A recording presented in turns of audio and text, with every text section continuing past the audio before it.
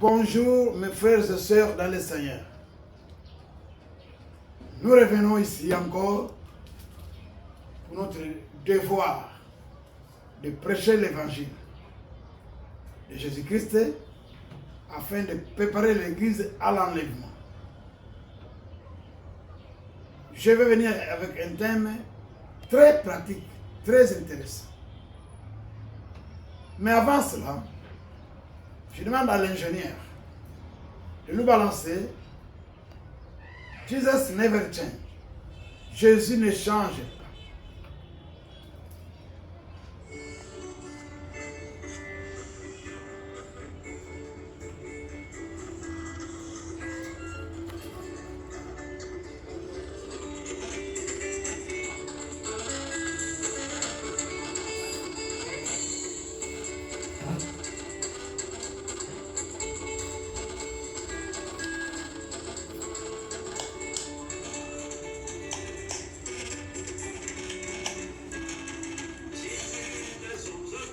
Jésus ne change pas.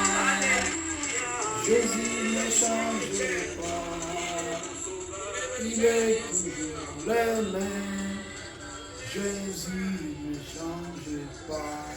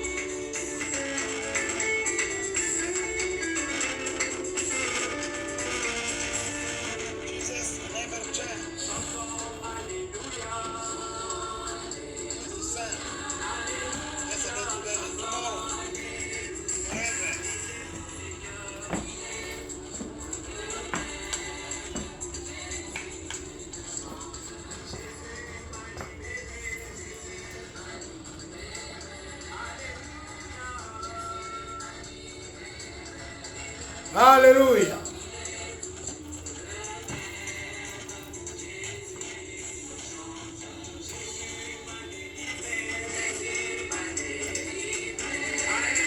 Jésus m'a délivré.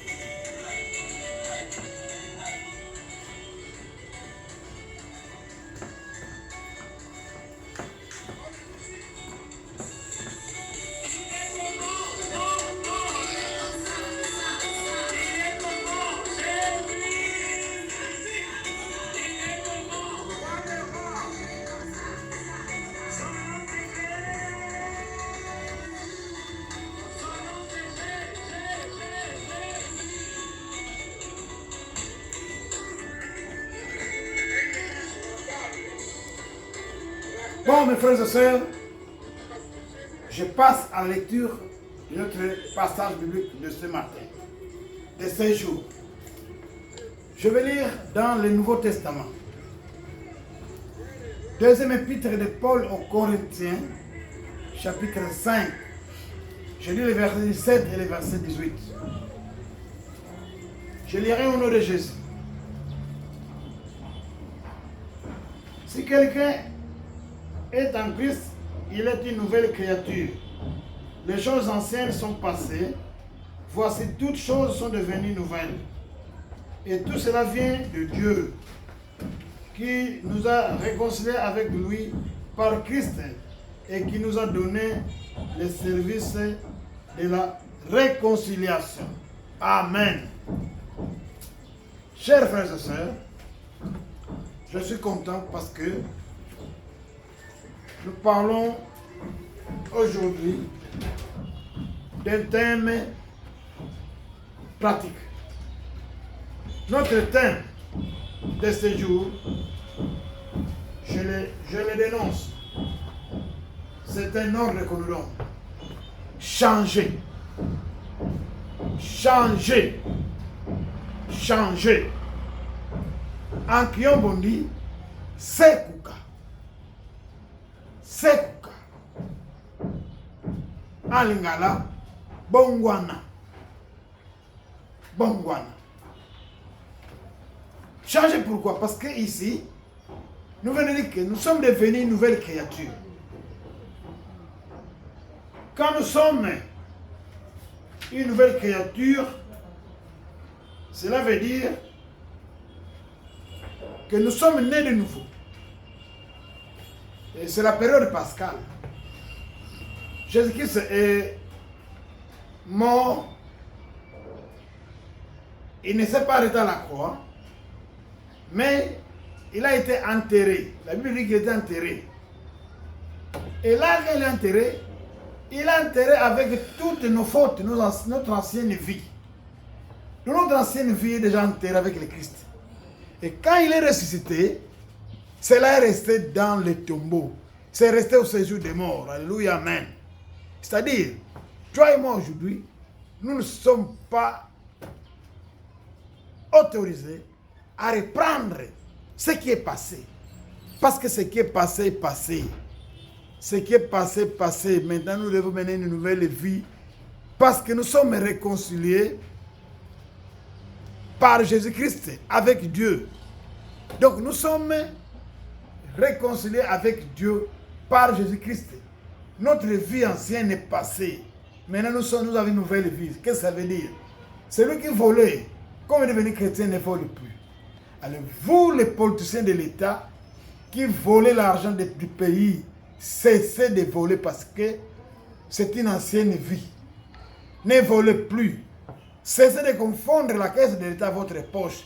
Et vous tous qui avez des responsabilités publiques, qui gérez les choses de l'Église, des ONG, les choses de l'État, les choses de tout le monde, vous n'avez pas droit à l'erreur. Ne les volez pas. Mes chers frères et sœurs, arrêtez de répéter ce qui est passé. Parce que le Christ a déjà amené ça au séjour de mort. Et quand il est resté, c'est resté. Mais qu'est-ce que nous constatons aujourd'hui? Il y a des hommes mariés qui se comportent comme quand ils n'étaient pas encore mariés. Il y a des femmes qui se comportent comme quand ils n'étaient pas encore mariés. Non.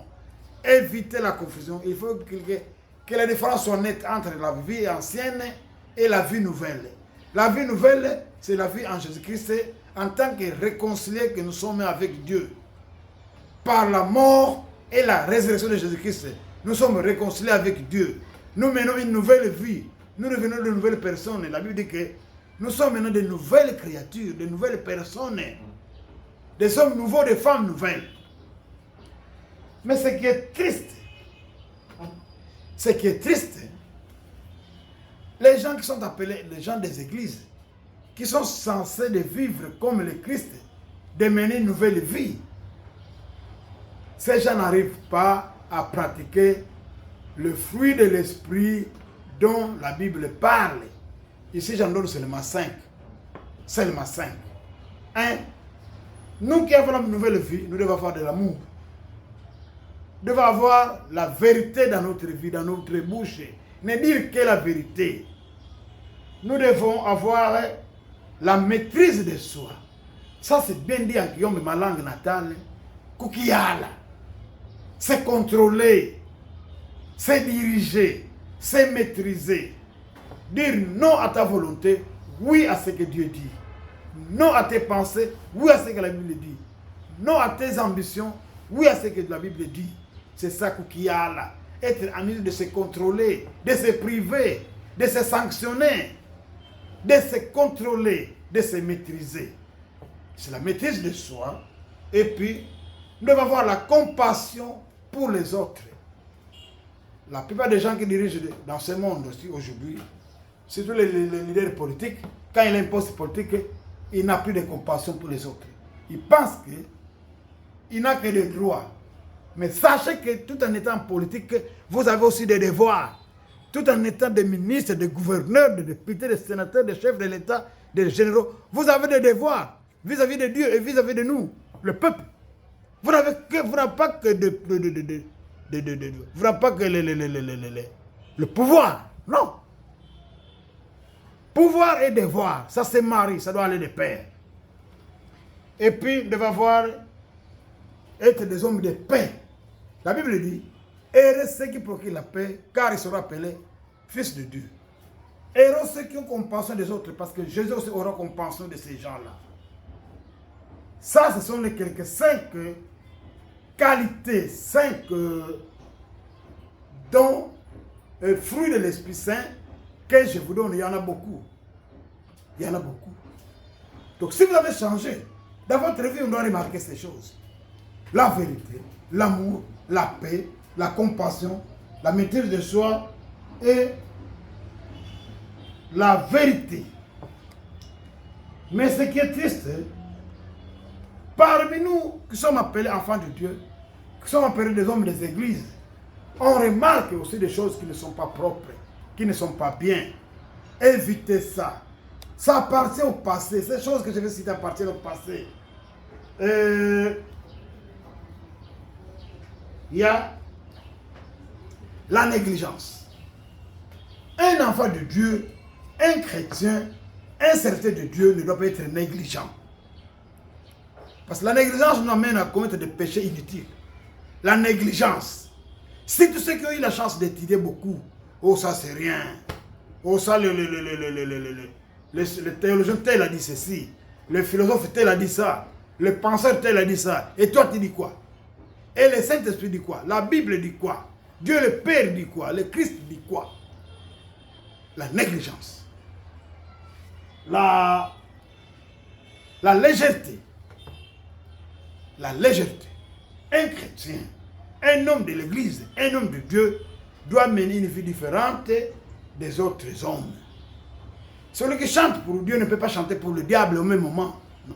La légèreté. On mène une vie qui n'est pas confortable, qui n'est pas respectable.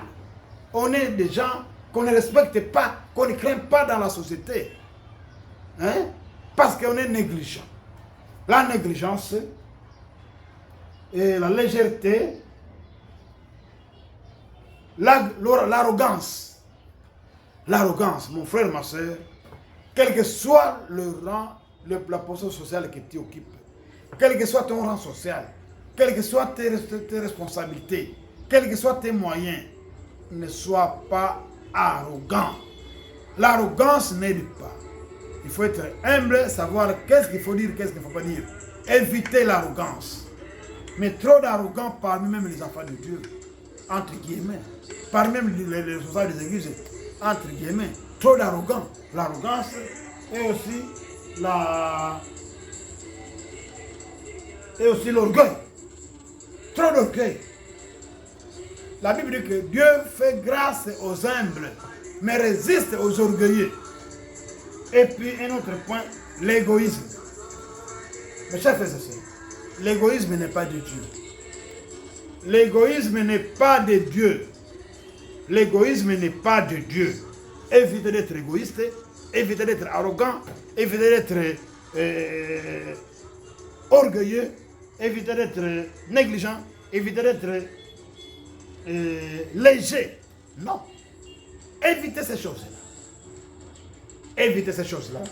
Que Dieu nous aide à être des hommes nouveaux, des femmes nouvelles, des chrétiens qui mènent une nouvelle vie, des politiciens qui mènent une nouvelle vie.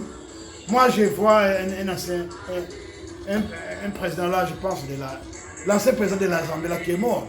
Je l'ai vu un jour en train de prendre les offrandes dans l'église. Il se met à la place de diacre avec les paniers, récolter les offrandes dans l'église. Je dis, ah, c'est vrai, Jésus-Christ a lavé les pieds de ses disciples. Mais nous, aujourd'hui, au lieu de laver les pieds des disciples, c'est nous qu'on lave. Au lieu de donner aux autres, on nous donne, nous. Des égoïstes. Tout ce qu'on reproche en dehors de l'église, on trouve à l'église. En dehors de l'église, on trouve les voleurs, dans l'église, il y a les voleurs. En dehors de l'église, on trouve des impudiques, dans l'église, il y a des impudiques. En dehors de l'église, on trouve des assassins, dans l'église, on trouve des assassins. C'est la confusion. Évitons ça. Menons une vie propre. Que Dieu bénisse sa parole. Père de gloire, je te bénis, je te lève, je te glorifie. Merci pour ta parole. Aide-moi à changer. Aide mon frère qui me suit à changer. Aide tous ceux qui me suivent aussi à changer. À mener une vie propre. Dans le nom de Jésus, nous avons prié. Amen. Mes frères et sœurs, je termine par ce petit communiqué. Abonnez-vous. Et puis, aimez, likez. Ça va vous aider à sécuriser notre chaîne. Il y a peu de gens qui like. Hein, qui pointent aimer.